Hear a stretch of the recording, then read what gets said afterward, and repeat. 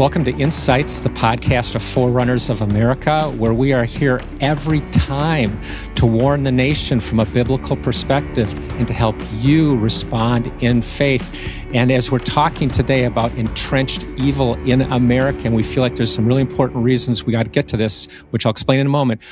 But what we're saying here is that this is going to be much heavier on the warning side than on the responding in faith side. And I hope that maybe we can throw in some stuff here that will help you respond in faith. But more than that, if you can talk about this podcast with whoever, take it before the Lord and ask the Lord about the steps forward and how to respond in faith, that will hit the sweet spot. Okay, so in terms of entrenched evil in America, that word is loaded, and it simply means this. It means deep-seated, ingrained, deeply rooted, embedded, difficult to remove. And we believe these kinds of things are in America, actually in the fabric of America, right here, right now. And to set up the discussion today that I have a couple guests I'll introduce here in a moment, to set this discussion up, I just want to explain why we're addressing this. And first is often we can skip over the biblical themes of evil and evil in a whole nation and what that actually means for the whole nation. And to put it lightly, if there's entrenched evil and we're sowing those seeds, it's not going to turn out well for any nation. And today, of course, as always, we're talking about America. And there's so many passages to discuss this idea that God weighs nations in the balance, not just judges humanity at the end of time, after Jesus returns, but that whole nations are weighed. Jeremiah 18:7-10 come to mind. And we also think of the more popular passage, 2 Chronicles 7:13 and 14. And in verse 14 there, it explains that if we are to see God save a nation, we must turn from our wicked ways. So part of the reason we're talking about this is we just don't want to gloss over this passage, and we want to put America in that context in terms of what's going on in America right now. The second reason I'm feeling so compelled to address this with my guests is that we are hearing more and more reports of people coming to faith or God moving in churches and so forth. And while yes and amen, and I'm in prayer quite often actually on those very issues to see God take that stuff further and to go more, the problem with what I'm hearing is that it's either stated or implied that this great revival and awakening is here now, and therefore, implied or stated, God is saving America right now. And I actually don't believe that. I believe what we're seeing right now is probably mercy drops on the way to God judging our nation or sending us a great humbling to our nation, bringing a great shaking. And just recently, I was talking to a friend who was comparing what's going on in America right now to the Jesus movement in the late 1960s up through the mid-1970s. And his point is that we're in an atmosphere right now that was like the Jesus movement. And while I do see an uptick in people coming to faith and some encouraging reports online and from various churches or wherever, outreaches, actually my viewpoint is we're seeing about 1/100th right now going on in America is what went on during the Jesus movement. But let me say something very clearly. Even if this is the next Jesus movement, as the movie made popular here a few years ago, the next Jesus revolution, even if we are in it, think about this for a moment. What happened right after the Jesus movement concluded in the 1970s? America went right back to the very sins it had been doing before the Jesus movement, and our decline continued. So, even if this is another moment that's building right now, we're going to see awesome revivals, evangelistic harvests, and everything like that. That does not necessarily mean God is right now saving America. He actually did not save America during the Jesus movement, but he created a great environment for people to come to faith. And so, with that said, it's very important that we discuss what we're talking about today in light of this truth, and this is where I'm coming from. While I see encouraging things going on throughout America, at least in different locations, I do not believe I see the repentance over national sins, what we're talking about, entrenched evil in the fabric of America. I do not see the repentance going on in such a way, at such a level, in such a depth that would actually turn God's wrath away from America, that would actually save America, that we would not be judged, that we'd not go through a great shaking, etc. I don't see that, at least not right now. And so what kinds of things would we look at in America that we actually are being weighed by God in the balance and found wanting? And we're going to discuss 3 areas today. And the first area is we're going to look at what's going on in the current context with LGBTQ and sexual perversion in general. Secondly, we're going to look at actually America shifting away from the one true God and actually worshiping other gods and how that's growing, being baked into our culture more and more. And then the third area that we're going to look at is actually socialism, this whole thing that Karl Marx made popular and how it's moving forward in America, and it's very much anti-Christ, and we're going to get to that by the end of this podcast. So with that said, I want to introduce first Dave Brodie, and he's joining us from the Middle East, where he does humanitarian work and has been over in that area for a number of years, as well as ministered in India. But the thing I love about Dave Brodie is always is tracking what's going on here in America. And that's why I've had him on previous Insights podcasts and again today. So thanks for joining us, Dave. Thank you. And then I also want to introduce somebody new, and that is Rick Haworth. And Rick is a retired pastor, but he is not retired from ministry, and he's doing a whole bunch. Oddly enough, like Dave Brodie, he has a ministry that he has done many times over in India. He also was a pastor here in the southern Wisconsin area with the Evangelical Free Church. And so, thank you, Rick, so much for joining us. You bet. So let's begin this in terms of what are we observing in terms of sexual perversion in general, as well as in terms of just specifically how we see LGBTQ being baked in more and more into our culture?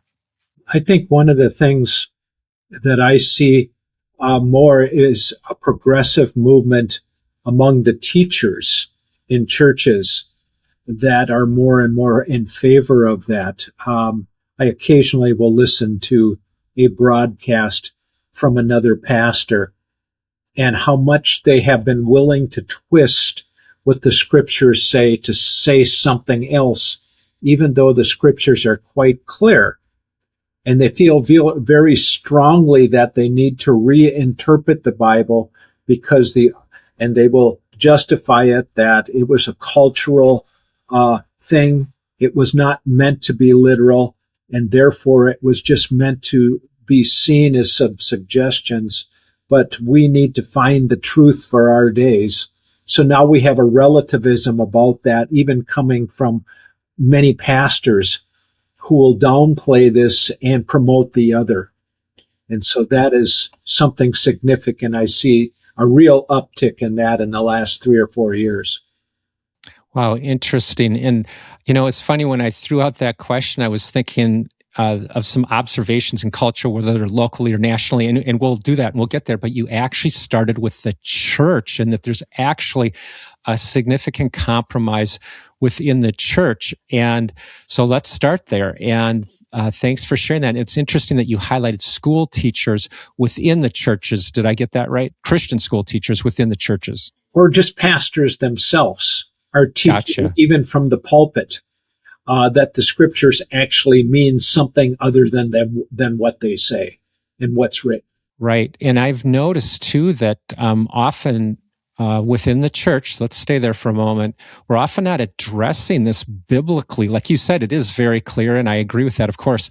But it's like we're not addressing it often within our congregations. Now, if the pastor himself doesn't believe in the holiness, the sexual purity that God's called men and women to be in marriage alone, well then, yes, there's a huge problem there. But I'm even thinking if pastors sometimes just are neglecting to address these issues head on. And I think they get passed off as cultural issues when actually they're first and foremost biblical issues, which means God has a position on all this stuff. And so at any rate, there's, I think for us, probably a lot of our listeners would say, yeah, there's been a compromise within the church, which is leading America, or let's just say allowing America to move more and more down this path. Dave, do you have anything to add? Well, I agree that like the evangelical church has been quite silent on this issue. They just kind of don't talk about it. And so people tend to get their views from the world.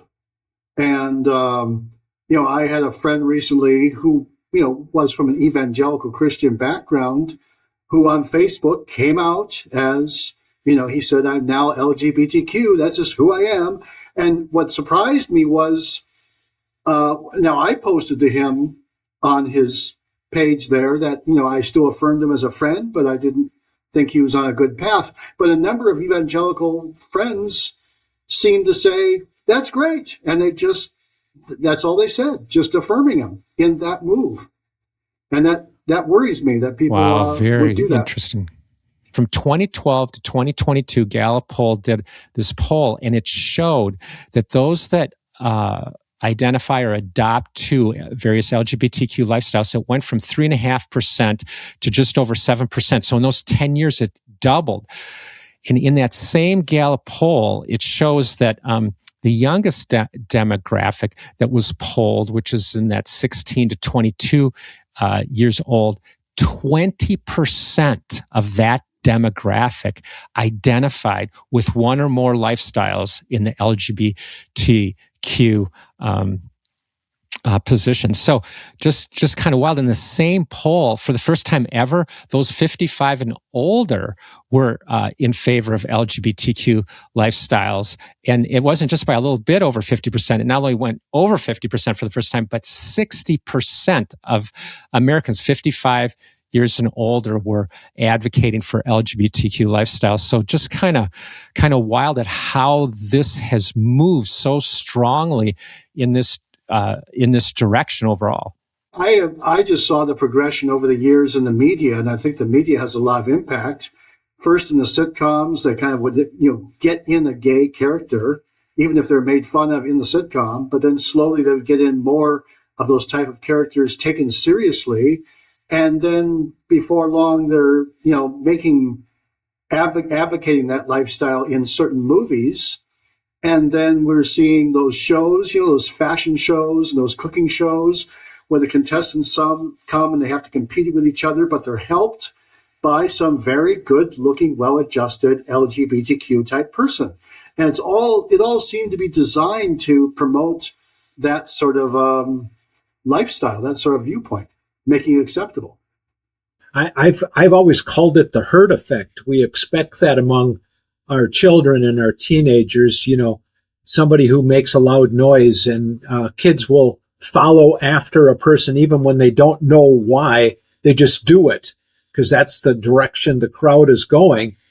And it seems like the more it's been promoted, the more it seems to become socially acceptable. And you can tell the herd effect involvement because you ask somebody to defend what it is that they're participating in. And a lot of times they don't even know what to say. They don't even have any intellectual discussion about it. They just do it because everybody around them has been doing it. And I think what is so dangerous about that is that the fallout probably will be the same. You can jump from one thing to the next depending on what comes next. And because we become so intoxicated by the loudness and the movement rather than whether it's a good thing or not. And then what happens is people with different views are just shoved to the side. So if you say, no, I disagree with that, you can't have a voice because you can't use reason. You just use loudness and power and movement rather than words. Words no longer become that important, especially when they're opposing words. So, Rick, can you give us an illustration? There was a video floating around YouTube, places like that one day, where there was a person who was involved in a counseling session with a person who had anorexia. And this person was very thin, but they felt they were very fat. And it became epidemic in proportions. And the person immediately said, we need to get you some medical help, perhaps some counseling too, to deal with this, your view of yourself. And because it was so serious.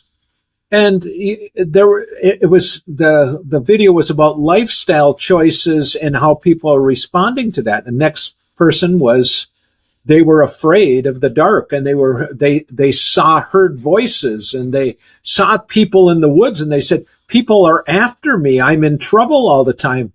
And they said, we need to get you some psychological counseling because there's something terribly wrong here. And then the third person was a girl who said, I really believe I'm a boy. Oh, that's a wonderful idea. That's affirmation. Nothing about saying, you're a girl. You need to appreciate being a girl, to love being a girl. But that wasn't the discussion. It was a totally different response to that. Why that? But why the response of the others the way they were? And began to realize that it's not about an intellectual conversation. For some reason, we just want to promote that. And when asked, why do we need to promote it that way? It's kind of like people just kind of look and go, well, I guess we never really thought about it that way before. Yeah, that's really a powerful way to put it, Rick. And when I look at this, part of what's going on here is that the top leaders in our country are often talking about strongly advocating for LGBTQ lifestyles. And there's no question, no time of pondering is like, is this even the correct thing to be doing? And this kind of stuff.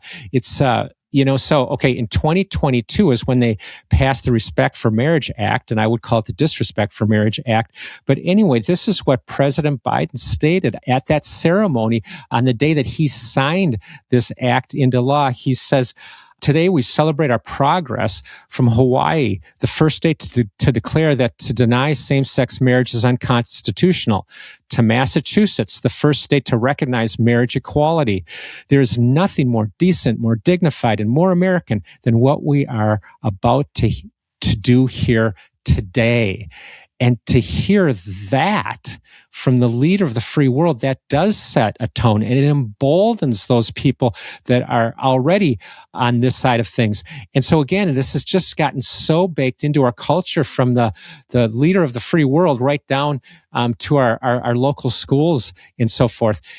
And because of that, what I'm seeing more and more recently is that people are literally looking at these LGBTQ lifestyles not as a moral choice, or do we need to cross a bridge to kind of head down that path or something, and I'm not comfortable with that, but maybe I need to look into it. There's not that going on. More and more what's going on is just there's heterosexual sexual relationships, and we obviously advocate for marriage between a man and a woman for life, but there's more and more of a view of absolutely no moral compass, meaning, well, things aren't working out necessarily the way I planned. Like if just a recent story, I'm thinking of a friend of mine, his niece, who actually did do missions work, grew up in the church, all this stuff. She says, well, I'm not finding a guy and things aren't working out exactly the way that I planned they would.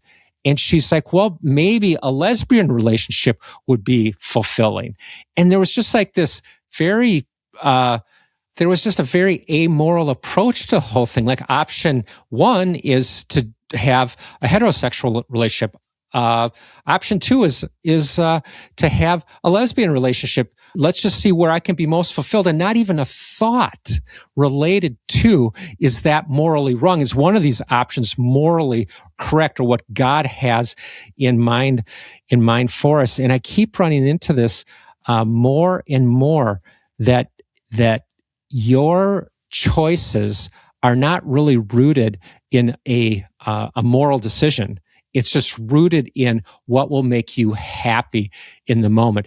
So all of this to say, and thanks for this discussion, guys, that all of this to say is that more and more we're seeing America go deeper into the LGBTQ lifestyle. In fact, just this morning, I found out through a pastor friend that the local high school is having a prom night for LGBTQ people. They're actually going to have 2 proms, one of them designated for LGBTQ people. Again, the message this is sending to the younger generation is, again, well, you can go to this prom, which is what we've traditionally done, or you can go to this prom, which will celebrate and show how accepting we are and how tolerant we are of all people. So please come to this one. And they're both like, just choose one or choose both. Everything's great. So we're definitely seeing, instead of a repentance in America from this, we're definitely seeing, even as the data the Gallup poll showed earlier, we're moving more and more deeply into this.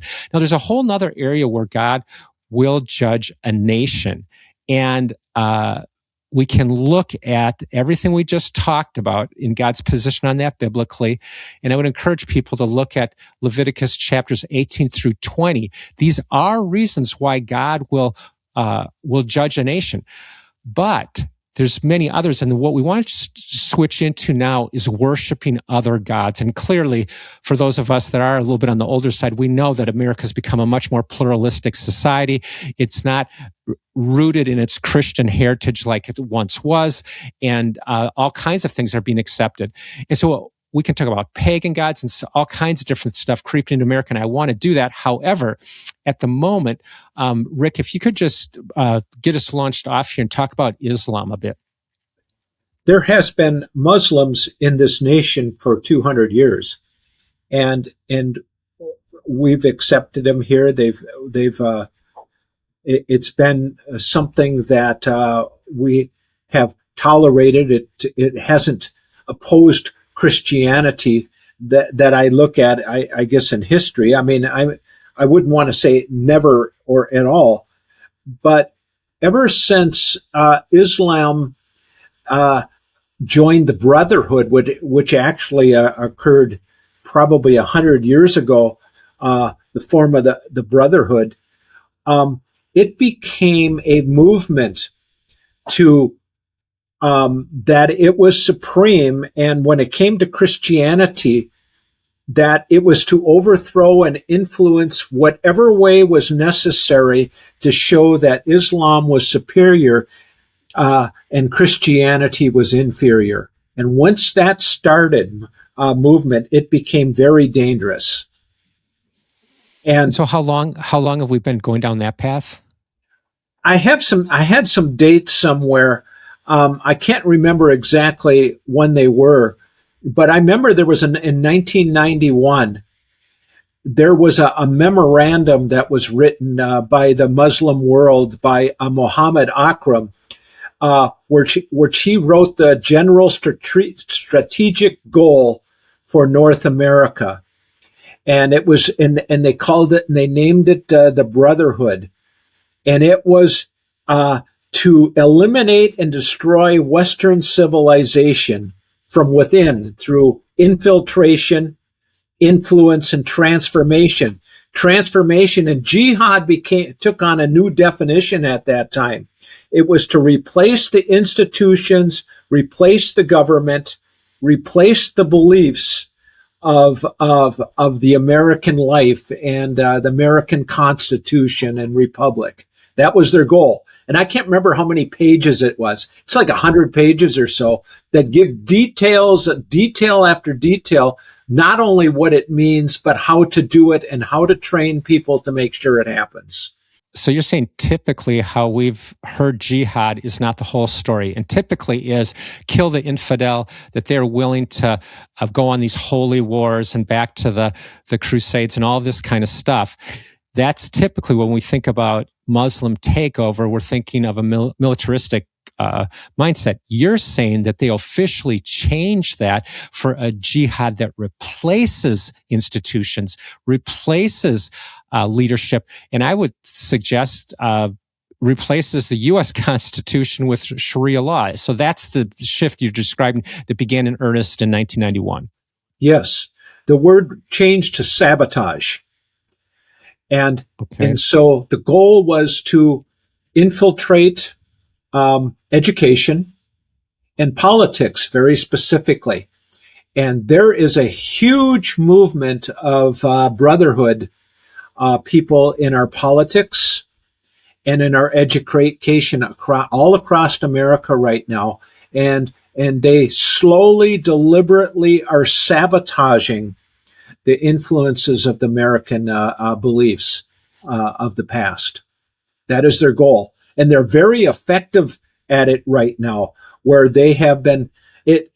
If you were to take a poll of the United States, the census would say there's probably maybe 4.5% to 5% of the United States is Islam. And people say, oh, that's fine. It's no big deal. We won't worry about it. But what the poll does not take in and what the census does not take in is how many people have been influenced by educators in politics and in our institutions to have jumped ship and moved over that. That poll has not been taken. And some are saying it's as many as 10 to 14% of our nation has been influenced and have already made the shift over that. But we have no way of measuring that. Right. So you're saying, like, if I can put it this way, we as Christians, we're often thinking and celebrating, even like I said more recently here in the last 3 years or so, this uptick in conversion, people coming to Christ, coming to faith in Christ. Amen. Which what you're describing is we're not tracking the conversion rate of people, Americans moving into the Muslim faith. And this could actually be a very significant percentage. And it is a very significant percentage, and it's a very significant influence because Muslims believe in the virgin birth of Jesus, but that's as far as they go. They reject him. They reject the crucifixion. They reject the resurrection, and they do not believe he's God. So they look like they're actually in alignment and they support Christianity, but actually what they do is they destroy it. Wow. Yeah, that's the long game that they're playing. And Dave, I know that you've had certainly plenty of interaction with the Islam world. Any observations you're making as we're looking at just how really now even Islam is proliferating in America, probably in ways that a lot of us haven't thought about before, but certainly it too is starting to get baked into American culture.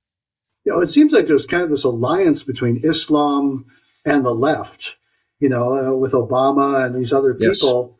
Another aspect I've seen is that the Muslims don't dissolve into the American soup as much as other peoples who are coming into our nation.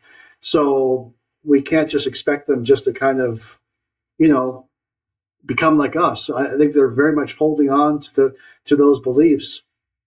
Yeah, it's also interesting to me how how much Ilhan Omar from Minnesota, U.S. House of Representatives from Minnesota, how often she's in the news and so forth. And it's interesting to me that she probably would have never have been elected had there not been 80,000 Somalians immigrated and settled right in one location in the state of Minnesota. And there's so many things I don't think we would be seeing debated, whether it's in Congress or being pushed forth in Congress or voted upon, etc., if there weren't some key figures now that are pushing the Islamic agenda. It's interesting to me that you just brought up President Obama because he had that kind of vibe. And I saw the videos, I'm sure you guys did and others, but, he would talk about the Holy Quran and these kinds of things. And maybe when we go a little bit further here in the podcast, we'll get to socialism and Marxism and so forth, which is obviously Antichrist. But Zoran Mamdani, he took the oath of office just here a few months ago to become the mayor of New York, the most powerful city in the world. He put his hand on the Quran. We're just seeing this again, almost like we are seeing LGBTQ become accepted and mainstreamed, baked into the culture at a level we have not ever seen before. We're starting to see this with Islam. And Rick, I am sure there's other things on your mind related to this. Can you fill us in a little bit more? Well, I mean, I just think of the movement, the East Plano Islamic Center, EPIC is their term that they use in Texas. And I don't know if you remember the stories, but they bought 400 acres of property, and they were going to make a center, and then it would be nice for Muslim people. But what their intention was to actually make that into a separate country, almost, you could say, within Texas. And Texas eventually went after them and said, no, you can't do that, because they were instituting Sharia law. And it became, they were going to be a country unto themselves in this nation. But that influence has still been there. And that whole concept is what is driving some of the other movements like Minneapolis and Michigan, some places in New York and California. That whole concept is still there, and inch along just a little bit. Get what you can get, take what you can take. And hopefully over time and the patience, if it takes 50 years, it takes 50 years, but we're going to keep doing that until we take control. That's the concept. That's the policy that was written in 1991. That's what we're going to do. And I believe that largely only Americans are naive enough to think that, we can have our typical constitution in laws and so forth, and we can coexist with these Muslim communities in Sharia law.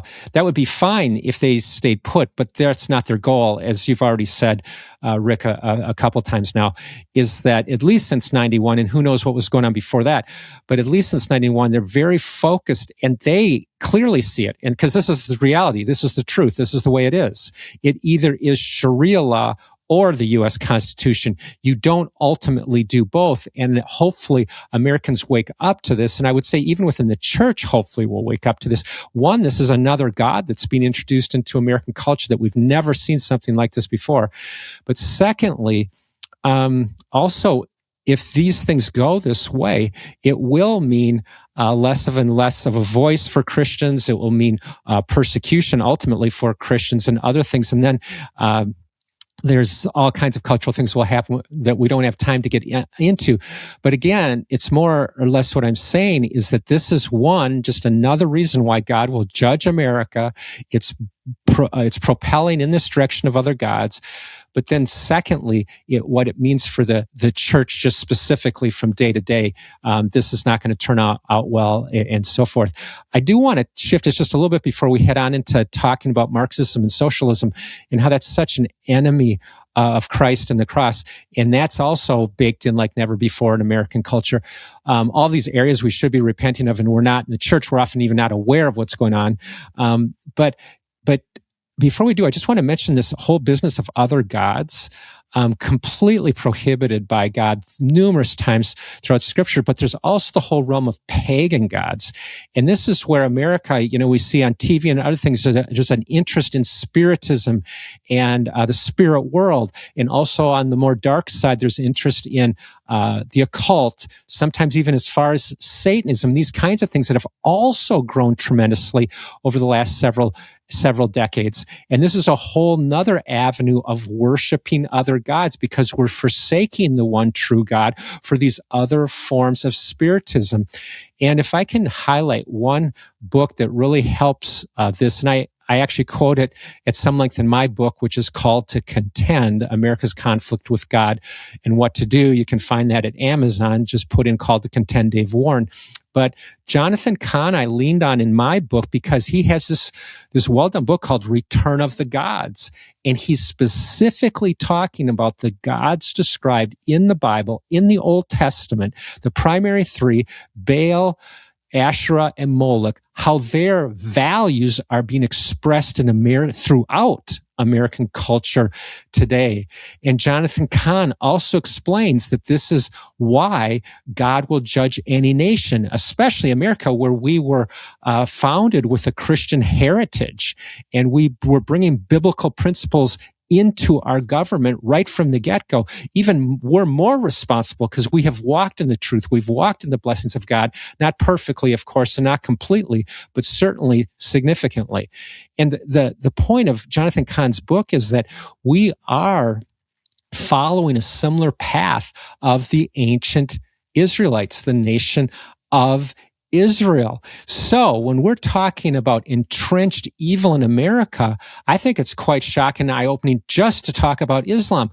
But there's also a bunch of other areas here that we should be very clear about, preaching the truth on in our churches and helping stand firm as well as advance God's kingdom against these other spiritualities.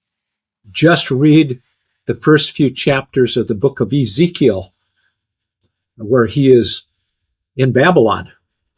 And there's judgment upon Israel. Didn't mean that God wasn't still with them. He didn't still love them, and he wasn't going to restore them. But they were there not because God was weak, but because he was teaching them the lesson: when you take your eyes off me, you're going to drift.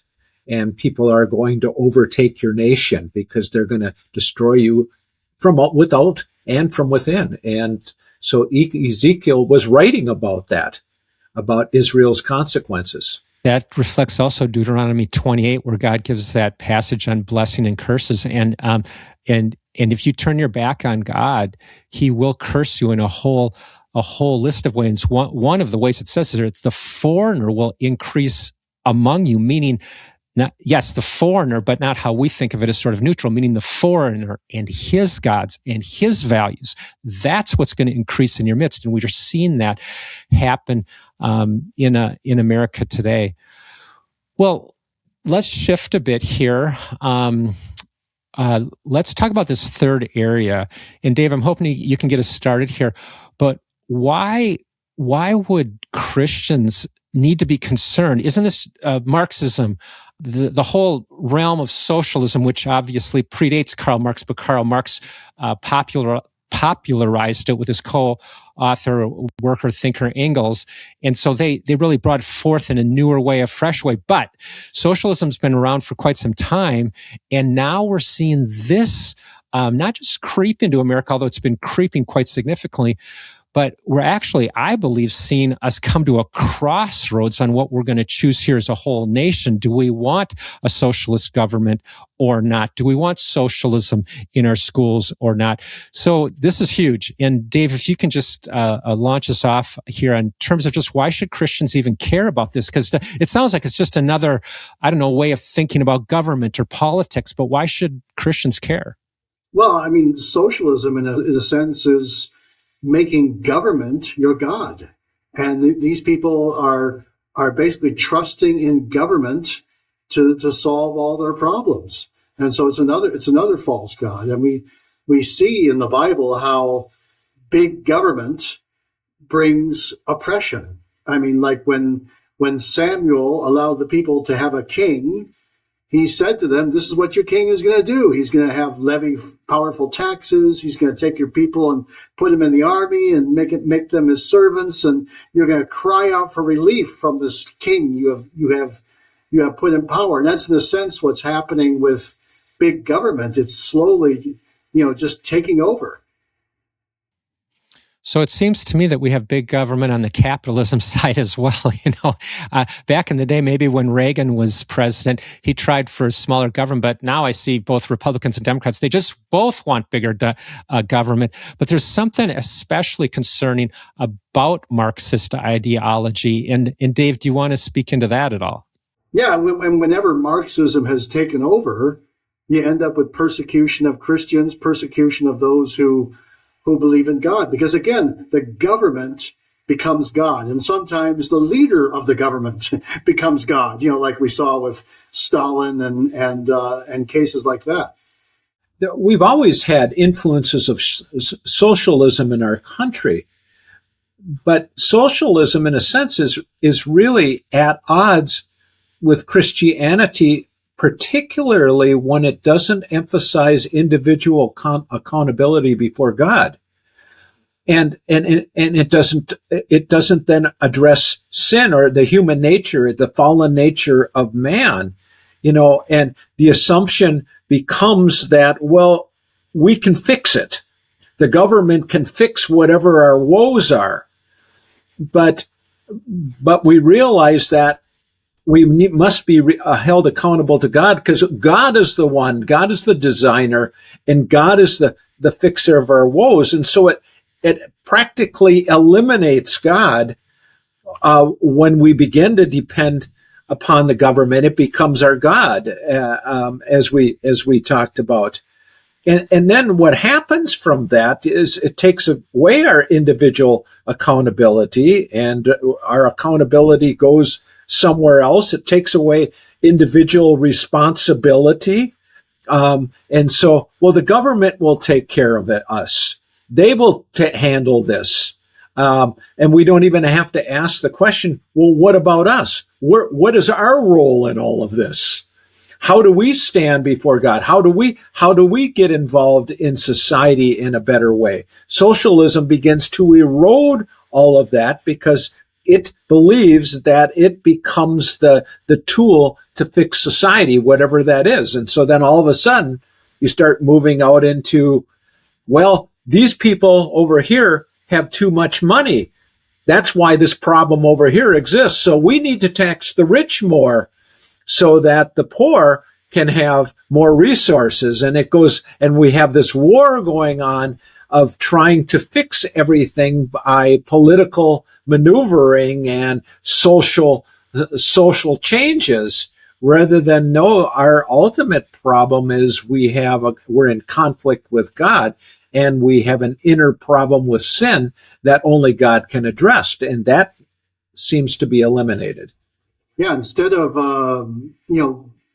trusting in God and looking to Him for solutions, and in the work ethic God can give us and the creativity, we end up looking to mommy government to solve every problem.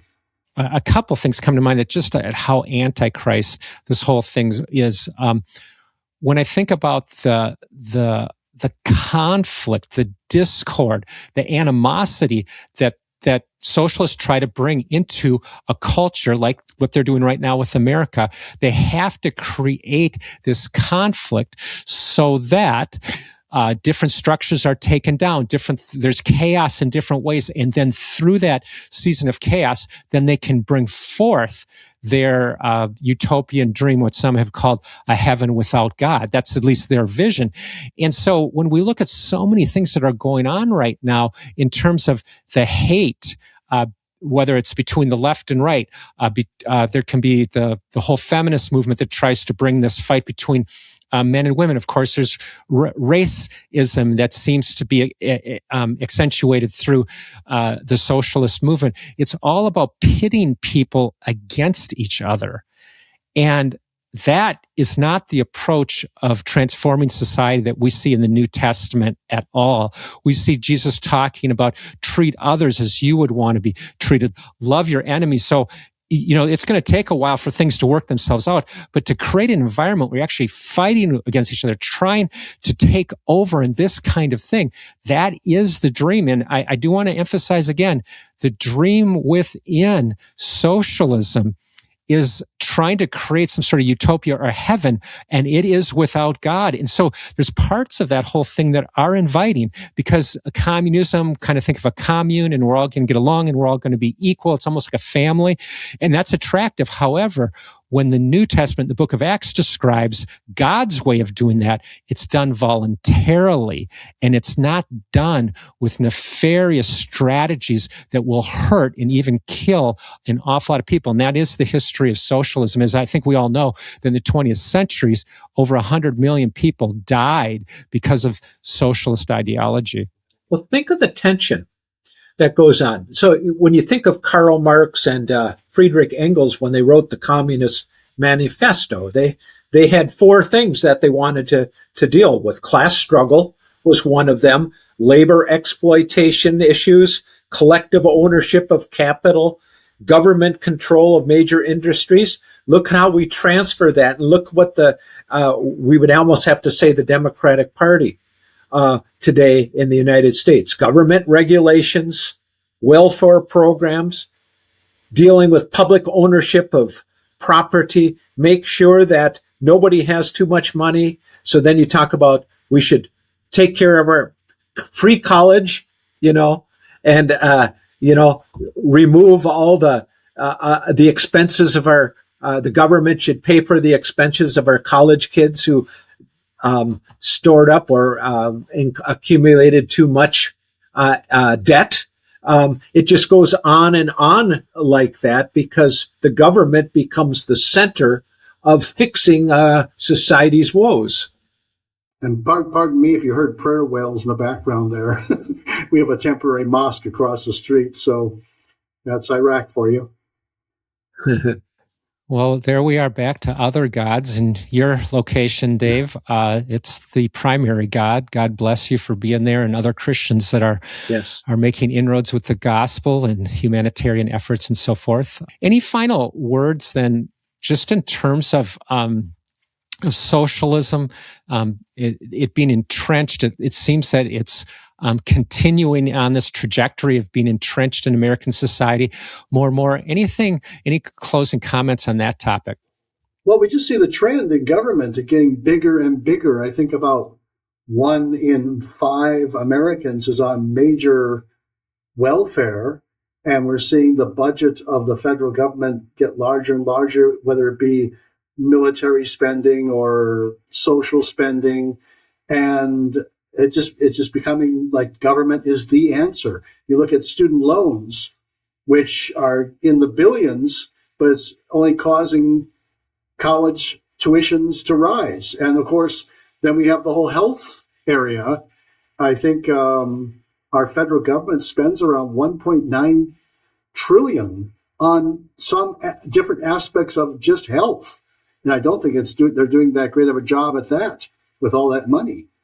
But it's just becoming this big monstrosity. So we're definitely trending towards that socialism, big government way of doing things. Yeah, the talking point becomes capitalism bad, socialism good. And then when you start incorporating, we've always struggled a little bit. Ever since the New Deal, back in the 30s, where government was trying to find the balance between its how do you protect society versus personal responsibility. We've had that battle ever since then. It's just that as it's become more popular, it's beginning to strong arm everything else. Right. And there's a demand by the whole culture more and more and more that government, you're the answer. You must change and do this for me or for my group of people or whatever. This is very foreign to how America was founded, how we've unfolded over the years and so forth. There was much more of a personal responsibility where we own things personal rather than what we're seeing here with socialism. And that is, since government is the ultimate solution, therefore government must take care of me, basically. Why aren't you taking care of me enough? And again, as you said at the outset of this little segment, Dave, this is truly, whether we recognize it or not, it's truly government becoming our God. And I believe this is why there's such a low percentage of evangelical Christians in Europe. Europe is ahead of us on this thing, and they've gone down this path a good bit further than we have. But over time, you have such a small percentage of evangelical Christians because almost like a subtle subversive force that you're not really detecting, suddenly you just find yourself expecting your problems to be solved by the government rather than seeking God and finding His solutions and so forth. Well, guys, we're going to have to wrap this up today. I do want to say one closing comment and then wrap it up. But that is just simply, it's interesting to me. We started with LGBTQ. And that is one reason in and of itself that God will judge America. However, LGBTQ is also used by our socialist friends, where we ended here. And I mean socialist friends with air quotes around them. That helps me relax a little bit by not thinking of them as enemies. They are created in the image of God, and I want to reach them for Christ. But here's my point, is that that the socialists, these Marxists, the more common term today is progressives, but what they're doing is they use LGBTQ as another area to pit society against each other. So there's division, discord, hatred that they're brewing within the culture.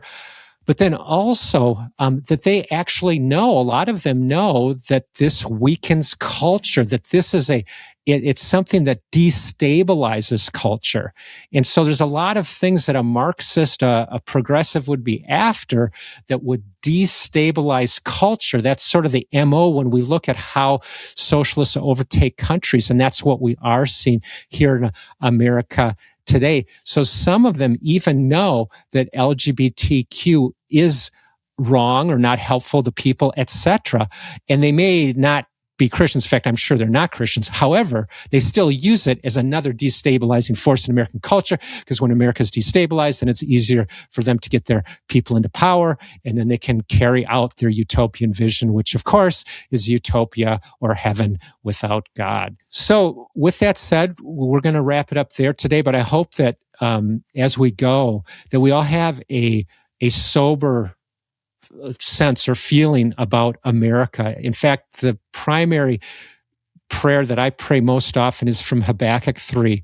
Oh God, in wrath, remember mercy. I fully believe in revival, in that God can revive his church and use us today. I fully believe in a great harvest. I hope there's a much greater harvest of souls coming throughout America. But those areas, as important as they are and vital in every way, the reason that God would judge a nation is because we've not repented from things like a whole host of sexual perversions, because we have embraced other gods, and because we are going in a totally opposite direction, an antichrist direction, with the whole realm of socialism, progressivism, Marxism. It's all together, and their goal ultimately will to be in a communistic state. It always leads there, that they want that full control instead of having God rule over us. So let's be humble before God as people in the church. Let's cry out to God in wrath, remember mercy. Let's remember that it's not just these three areas. There's many, many, many other areas, including abortion and so forth, why God would judge our nation. And so we need to cry out to him for mercy, and then ask him about being salt and light. And how can I be salt and light in my own family? Secondly, help bring the saltiness back and the radiance of Christ back into my church. What can I do within my local church and then within my community? And we need to be asking God these types of things as we go forward. I look forward to being with you next time on Insights.